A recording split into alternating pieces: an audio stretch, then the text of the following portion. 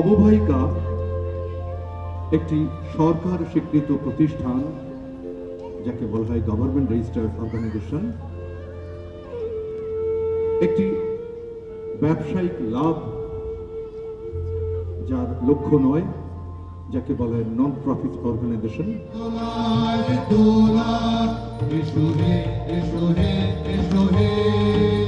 আমার বসন্ত এসো, আজি দক্ষিণ দুয়ার খোলা, আজি দক্ষিণ দুয়ার নব শ্যামল শোভন রথে, এসো বকুল বিছানো পথে, নব শ্যামল শোভন রথে, এসো বকুল বিছানো পথে। ফাগুন হাওয়ায় হাওয়ায় করেছি যে দান, এই রঙের খেলায় মেতে উঠেছে অববাহিকা নজরুল তীর্থের মুক্ত মঞ্চে, আর সেখানে পেয়ে গেছি তাপসদাকে। সবাইকে স্বাগত জানাই আজকের এই অববাহিকার এই বসন্ত উৎসবে। এই নিয়ে তৃতীয়বার 5 বছরের মধ্যে আমরা বসন্ত উৎসব পালন করতে চলেছি। আর এর মধ্যে আমরা কিন্তু আরও 2টি নৃত্যনাট্য মঞ্চস্থ করেছি। আপনাদের আশীর্বাদ আমরা চিরকালই পেয়ে এসেছি। অববাহিকা একটি সরকার স্বীকৃত একটি প্রতিষ্ঠান, যার একমাত্র উদ্দেশ্য হচ্ছে বাংলা তথা ভারতীয় সংস্কৃতিকে কিভাবে প্রজন্মের পরে প্রজন্ম এগিয়ে নিয়ে যাওয়া যায়, সেটাই আমাদের একমাত্র লক্ষ্য। এটা একেবারেই অলাভজনক একটি সংস্থা, যাকে বলা হয় নন প্রফিট অর্গানাইজেশন। আমরা কিন্তু উদ্দেশ্য একটাই, একটা সুস্থ সাংস্কৃতিক পরিবেশ এই নিউ টাউনের বুকে দেয়াই আমাদের একমাত্র উদ্দেশ্য। আর এই মানে এই সংস্কৃতি কালচারের সাথে সাথে কি আরও কোনো কাজ করে থাকেন? ঠিক তাই, আমরা কিন্তু শুধু সংস্কৃতি না, আমরা শিক্ষার জগতে ঢুকে পড়েছি। আমার বেশ কিছু লোক হিতৈষী আমার বন্ধু আছে, তাদের নিয়ে প্রত্যেক দিন সকালে এই অববাহিকার ছত্রছায়ায় বেশ কিছু নিউ টাউনের ছেলেমেয়েরা তারা কিন্তু রোজ সকালে কিন্তু পড়াশুনো করছে। তাদের পড়াশোনার দায়িত্ব আমরা নিয়েছি এবং প্রত্যেক দিন সকালে তারা আসে। যারা বুঝতেই পারছেন আশপাশে যাদের এই প্রথম প্রজন্ম যারা পড়াশুনো করছে, তো আমাদের এটা আমাদের মনে করা সামাজিক দায়িত্ব তাদেরকে এগিয়ে নিয়ে যাওয়া। তাদের শুধু সাংস্কৃতিক না, শিক্ষা এবং স্বাস্থ্যর ব্যাপারে আমরা ভাবছি, তবে এক্ষুনি আমরা জানাচ্ছি না, সেটা আমাদের ভবিষ্যৎ পরিকল্পনা আছে আমাদের। রেডিও নিউ টাউনকে আমরা অসংখ্য ধন্যবাদ জানাই। আপনাদের মধ্যে দিয়েই তো অনেক মানুষের কাছে পৌঁছে যাবে আমাদের বার্তা। আমাদের এই যে সামাজিক বা সাংস্কৃতিক যে আন্দোলন, যেটা সবার মধ্যে ছড়িয়ে দেয়া, আপনাদের মধ্যে পৌঁছে যাক রেডিও নিউ টাউন। অনেক অনেক দীর্ঘজীবী হোক, অনেক ভালো থাকুন সবাই আপনারা। এবং সকলের মধ্যে দিয়ে রেডিও নিউ টাউনও যেন পৌঁছে যায়, রেডিও নিউ টাউনের মধ্যে দিয়ে সকল মানুষ যেন মিলেমিশে একাকার হয়ে যায়।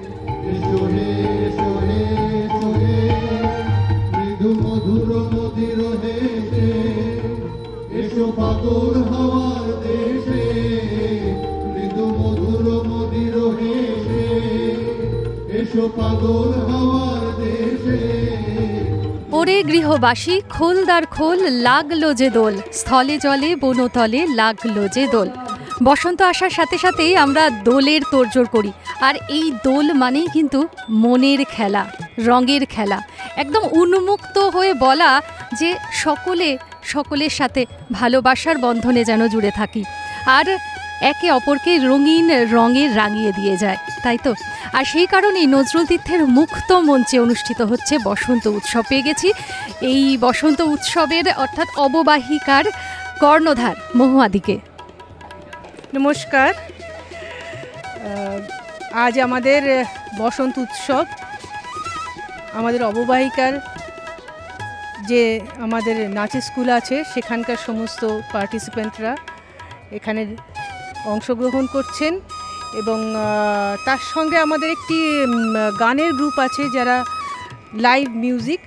আমরা অনেকটা শান্তিনিকেতন ঘরানায় অনুষ্ঠানটি করছি।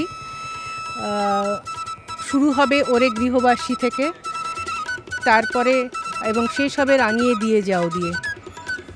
আমাদের সকলেই খুব উৎসাহী।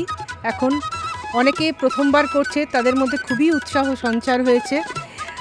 আমরা আমাদের নাচের ঘরানাটাও অনেকটা পুরাতনই বলতে পারেন, যে রবীন্দ্রনাথ ঠাকুর যেটা প্রবর্তিত করেছেন সেই ঘরানা, সেইভাবেই আমাদের নাচ এবং গান এবং সমস্ত অনুষ্ঠানটি আমরা ঠিক সেইভাবেই সাজিয়েছি, নাচ গান আবৃত্তি দিয়ে।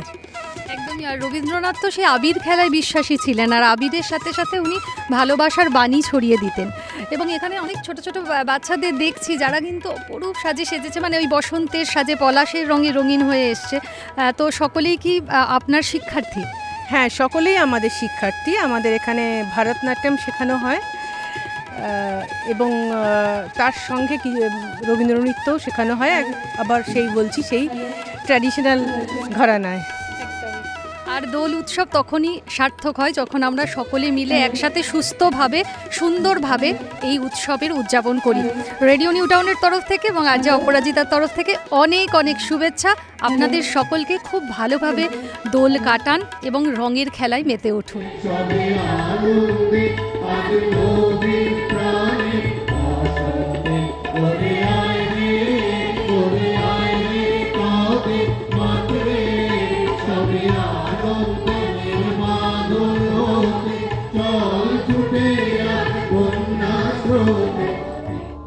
চলিতে চলিতে অন্য মনে অজানা গোপন গন্ধে পুলকে চমকি দাঁড়াবে থমকি, পথহারা সেই উপহার হবে সে তোমার।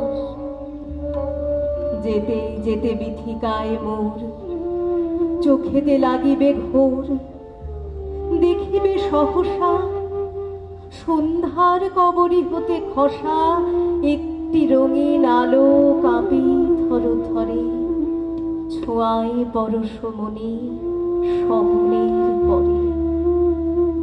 সেই আলো অজানা সেই উপহার, সেই তো তোমার।